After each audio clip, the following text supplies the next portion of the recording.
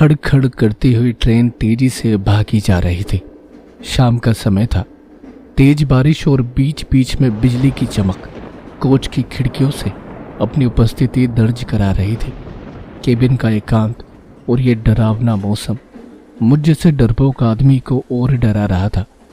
थोड़ी देर बाद गाड़ी के पहिए की रफ्तार कम हुई और एक मीडियम से स्टेशन पर गाड़ी रुकी। बारिश इतनी ज़्यादा थी कि मैं स्टेशन का नाम नहीं पढ़ पा रहा था। मैं अपने केबिन में अकेला था और इस उधेड़बुन में था कि कोई से यात्री आए जिससे बात करते करते मैं आगे का रास्ता आसानी से काट सकूं, और जो डर मुझे अंदर से सताया जा रहा है उससे मुझे निजात मिल सके। तभी किसी ने केबिन का दरवाज़ा खटखटाया और एक शांत सा दिखने वाला आदमी केबिन में दाखिल हुआ। अपना सामान व्यवस्थित करने के बाद वो मेरी तरफ देखकर मुस्कुराया और मेरी तरफ हाथ बढ़ाकर उसने अपना परिचय दिया। मैं मिस्टर घोष, वो बोला। मैं कोलकाता जा रहा हूँ, पुनर्जन्म से संबंधित एक कार्यशाला में भाग लेने के लिए। मैंने उसे बताया कि मैं कानपुर में व्याख्याता के पद पर हूँ और पटना जा रहा हूँ। उसने कुछ खाने का सामान निकाला और मुझसे भी खाने के लिए बोला, पर मैं बहुत ही शक्की किस्म का आदमी था। ट्रेन में किसी अजनबी के द्वारा दिए गए खाने को लेना असंभव था मेरे लिए। मैंने बहुत ही विनम्रता से उसके आग्रह को ठुकराया। वो भी कम उस्ताद नहीं था, कसकर हंसा और बोला, शक कर रहे हो मेरे ऊपर? अभी तो कुछ नहीं देखी आगे क्या क्या होता है। उसके ये शब्द सुनकर मुझे तो सांप ही सूंघ गया, पर मैंने किसी तरह अपने घबराहट को छुपाया। कोई स्टेशन आने पर वो उतरता और ट्रेन चलने के बाद किसी दूसरे कंपार्टमेंट में चढ़कर फिर से आ जाता। पूछने पर बोलता कि बीच बीच में रेलवे की नौकरी भी कर लेता हूँ। थोड़ी देर के बाद मैं और वो अलग अलग विषयों पर चर्चा करने लगे। उसने पुनर्जन्म से संबंधित बातें शुरू की और पुनर्जन्म को अंधविश्वास बताया। थोड़ी देर बाद उसने मुझसे पूछा कि क्या आप भूत प्रेतों पर विश्वास करते हैं? मैंने कहा बिल्कुल। वो जोर से हंसा और बोला, यह सब तो बकवास है। मुझे भूतों पर विश्वास था, पर वो भूतों के अस्तित्व को नकारता रहा। रात अपने यौवन पर पहुंच चुकी थी। बातें करने के बाद हम लोग अपने अपने कमरे में सोने का प्रयास कर रहे थे। अचानक मुझे ऐसा लगा जैसे कि कोई मेरे गले पर गर्म अंगारे रख रहा है। मैं हड़बड़ा कर उठा। कहीं कोई नहीं था। मेरे अलावा उस कमरे में मेरा वो सह यात्री था जो सामने के बर्थ पर लेटा घोड़े बेचकर सो रहा था। मैं फिर से सोने की कोशिश करने लगा। अभी आंख लगी ही थी कि मुझे अपने पेट पर बहुत तेज दबाव महसूस हुआ और किसी के तेज हंसने की आवाज़ आई। मैं घबरा कर उठा तो देखा कि सह यात्री बर्थ पर नहीं था। लगभग 1-2 मिनट के बाद वो आया और बोला, जनाब सोए नहीं? मैंने अपनी घबराहट रोकते हुए उससे कहा, अभी नींद नहीं आ रही, और मैंने अपने बैग से एक मैगजीन निकाली और पढ़ने का नाटक करने लगा। मिस्टर घोष भी अपने बर्थ पर लेट गए और कुछ ही देर में उसके खराटे केबिन में गूंजने लगे। मैं भी थोड़ा निश्चित हुआ और बर्थ पर आंखें बंद कर कर लेट गया। ट्रेन कभी धीमी होती, कभी रफ्तार पकड़ लेती, लेकिन मेरे दिल ने तो अब तेज रफ्तार ही पकड़ रखी थी। डर और घबराहट के कारण पेशाब की इच्छा होने लगी थी और मैं टॉयलेट की तरफ मुड़ गया। जैसे ही मैंने टॉयलेट का दरवाजा खोला, मिस्टर घोष मुझे अंदर खड़े दिखे। मैं चिल्लाते हुए अपनी बर्थ की तरफ भागा। देखा तो मिस्टर घोष अपनी बर्थ पर ही सो रहे थे। मैंने घबराहट में उसे जगाया। वो बोला, अरे क्या हुआ? इतना मासूम लग रहा था जैसे कि वो कुछ जानता ही ना हो। मैंने कहा, आप यहाँ भी और वहां टॉयलेट में भी? वो कुटिलता से हंसा और बोला, मैं कितने भी रूप कर सकता हूँ। घबराहट के मारे मैं पसीने से तरबतर हो रहा था। बिल्कुल निर्जीव सा खड़ा रहा उसके सामने। वो बोला, तुम्हें भूतों पर विश्वास था ना? तुम्हें तुम्हारे विश्वास का प्रमाण देना था मुझे। तुम्हारे जैसे लोगों के कारण ही हम भूत पिशाच लोगों का अस्तित्व है। इतना कहकर वो मेरी आंखों के सामने से अचानक गायब हो गया। मैं डर के मारे निर्जीव सा अपनी बर्थ पर बैठा था। तभी केबिन के अंदर टीटी आया और उसका चेहरा देखकर मुझे बेहोशी छाने लगी, क्योंकि ये मिस्टर घोष ही था, और वो टिकट चेक कर मुस्कुराता हुआ चला गया।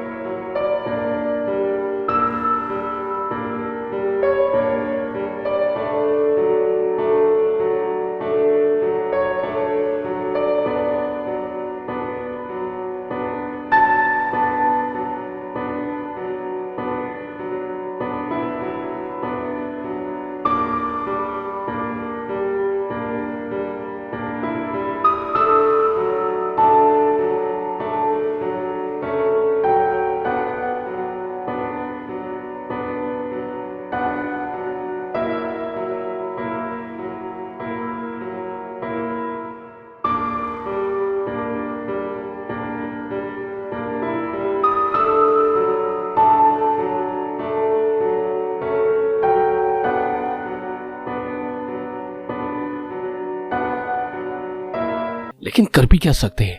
प्रशांत ने जैकेट की टोपी को ठीक करते हुए कहा, लिफ्ट मांगकर शिमला चलते हैं, कार को यहीं छोड़ते हैं, सुबह शिमला से मैकेनिक ले आएंगे, कुमार ने सलाह दी। रात का समय था, गाड़ियों की आवाजाही कम ही थी। काफी देर के बाद एक कार आई। उनको कार के बारे में कुछ भी मालूम नहीं था। वैसे भी कार में 5 सवारियां थी, कोई मदद नहीं मिली। 2-3 कारें और आई, लेकिन सभी में पूरी सवारियां थी, कोई लिफ्ट न दे सका। तभी एक टैक्सी रुकी। ड्राइवर ने कहा, जनाब, मारुति होंडा टोयोटो की कार होती तो देख लेता, ये तो BMW है, मेरे बस की बात नहीं है। एक काम कर सकते हैं, टैक्सी में वैसे एक सीट खाली है, पति पत्नी कुफरी से लौट कर शिमला ही जा रहे हैं, उनसे पूछ लो तो एक बैठ कर शिमला तक पहुंच जाओगे, वहां से मैकेनिक लेकर ठीक करवा सकते हो। टैक्सी में बैठे पति पत्नी ने इजाजत दे दी। कुमार टैक्सी में बैठकर शिमला की ओर रवाना हुआ। प्रशांत कार में बैठ गया। प्रशांत, पायल और कामना बातें करते हुए समय व्यतीत कर रहे थे। धुंध बढ़ती जा रही थी। थोड़ी देर बाद प्रशांत पेशाब करने के लिए कार से उतरा। कामना, पायल कार में बैठे बैठे बोर हो गई थी। मौसम का लुत्फ उठाने के लिए दोनों बाहर कार से उतरी। कपकपाने वाली ठंड थी। कार में बैठो, बहुत ठंड है, अरे तुम दोनों की कुल्फी जम जाएगी।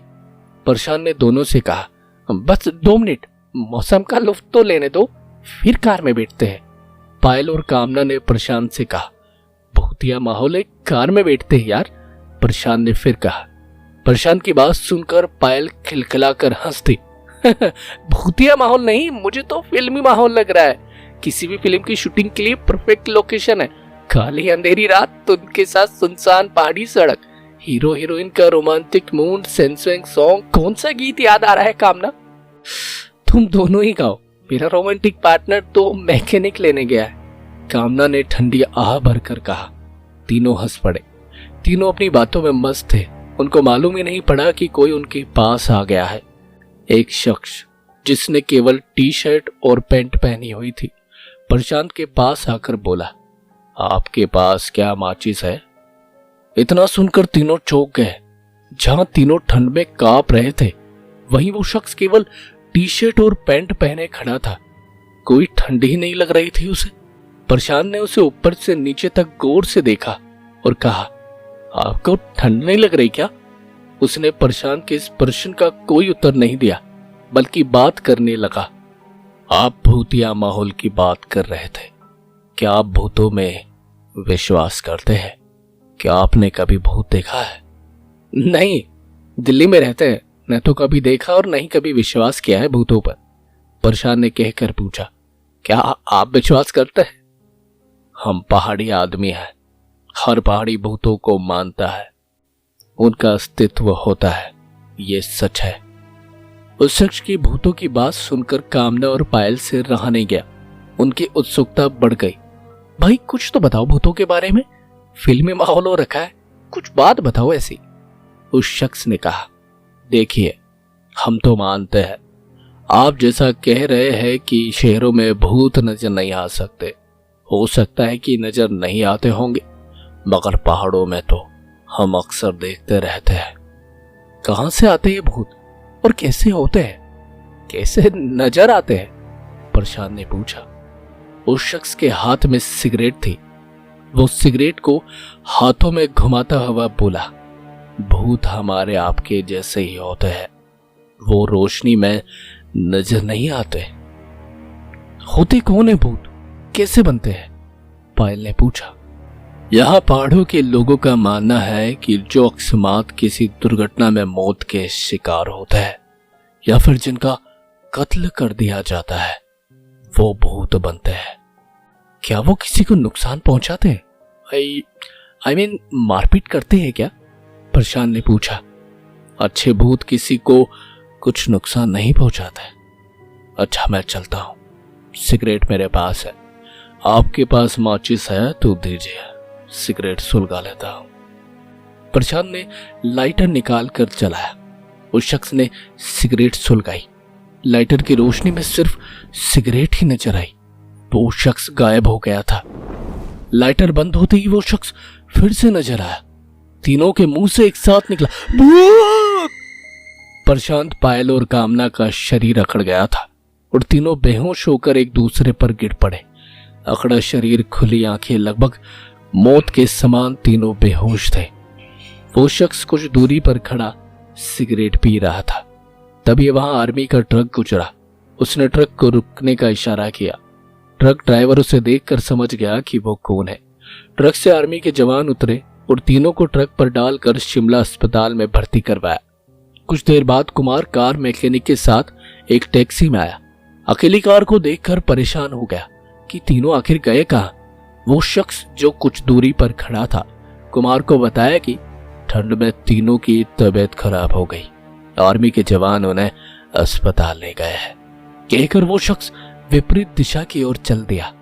मैकेनिक ने कार ठीक की और कुछ देर बाद शिमला की ओर रवाना हुए। कुमार सीधा अस्पताल गया, डॉक्टर से बात की। डॉक्टर ने कहा कि तीनों को सदमा लगा है कोई। वैसे घबराने की कोई बात नहीं है, लेकिन सदमे से उबरने में थोड़ा समय तो लगेगा। कुमार को कुछ भी समझ में नहीं आया कि उन्होंने ऐसा क्या देखा, कितने सदमे में आ गए। अगली सुबह आर्मी ऑफिसर अस्पताल में तीनों को देखने आया। कुमार से कहा, आई एम कर्नल अरोड़ा, मेरी ही यूनिट ने इन तीनों को अस्पताल में एडमिट कराया था। कुमार ने पूछा, मुझे कुछ भी समझ नहीं आ रहा है कि अचानक से क्या हो गया सर। कर्नल ने रात की बात कुमार को विस्तार से बताई कि वो शख्स भूत था जिसे देखकर तीनों सदमे में चले गए और बेहोश हो गए। वो एक अच्छा भूत था। अच्छे भूत किसी को नुकसान नहीं पहुंचाते। उसने तीनों की मदद की है और हमारे ट्रक को रोका और कुमार के वापस आने तक भी वहीं रुका रहा। शाम तक तीनों को होश आ गया। 2 दिन बाद अस्पताल से छुट्टी भी मिल गई और सभी दिल्ली वापस रवाना हो गए।